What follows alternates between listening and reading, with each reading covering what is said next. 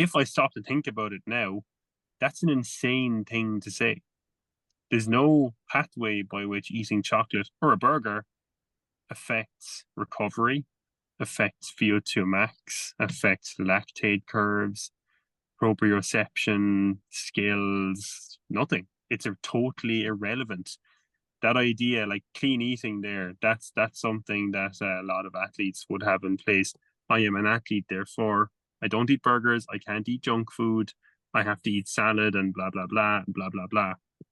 And interestingly enough, and I might actually see if I can do this as part of my doctoral research. Athletes who have healthy eating ideals, like they apply like the food pyramid to their sporting endeavors, will consistently underfuel because when we try and eat healthily, it's smaller portions, not big portions of carbs, whole grains, vegetables. That's almost the opposite of what's required for sports nutrition protocols.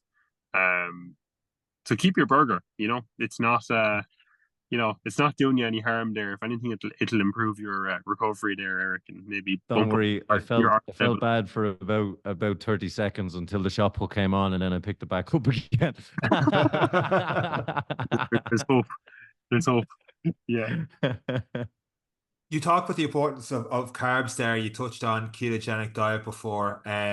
With endurance and going back to Dublin again for the marathon, a lot of people might do a ketogenic diet because they feel it's more efficient to burn fat for long distances. And then when it comes to race day, geez, if I put in those carbs, I'll use your words, rocket fuel. I'm off to the races then because I haven't had carbs in ages. All of a sudden I have carbs. It's like not having caffeine for 14 days and I have caffeine, I get that big boost. Yeah. But carbs seems a lot more important when you're talking about for training after sessions and all the rest. So, using fat to burn during training and then carbs on race day, not a good idea. Not a good idea. Also, not a good reflection of how the human body works. At any given moment, like right now, like we're all sitting on our arses here. You're burning a combination of fat, protein, and carbs right now. It's just the permutations of those things change depending on how hard your body is working or how fast your heart is beating, I suppose. Even when you're doing, say, exercise at 65% of your VO2 max, like fat burning territory, there's still a good chunk of that coming from carbohydrates. It's oversimplified by people where it's like, if I have carbs, I turn off fat oxidation, and that's actually not true at all. You just don't use your glycogen as much.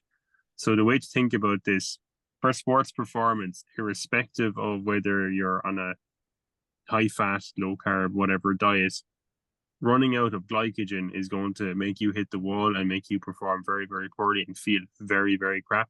It's your petrol tank for being an athlete, if you will. We have enough to last about 100 minutes.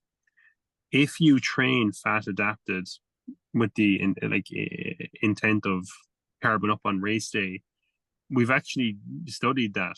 All that happens is when you go on a high fat diet, you get insulin resistance, not dissimilar to type 2 diabetes.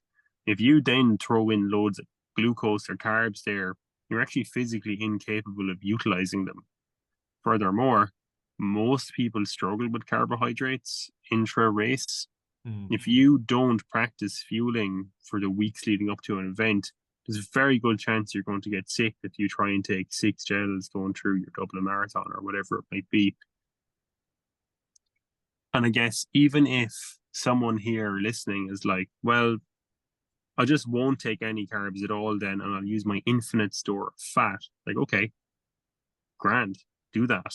You probably will get through your marathon, but you'll do so about 10 to 15% slower, or it'll be significantly slower than it should be, and you're going to work way harder to achieve a subpar result.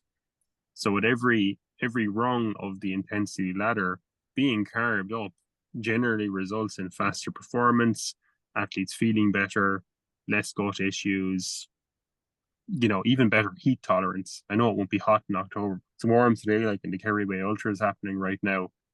When it gets hot, you burn carbs at such a significantly higher rate. I feel like that's not relevant to the question you just asked me, though. But No, but it's making sense Is to it? me because I'm living in the desert, so I'm gonna keep my burgers even more now. But it is good, and I suppose when we're looking at, and again we're talking about the marathon because that's what a lot of people are looking at, and Dublin is a key point, and we can go on to the longer distances.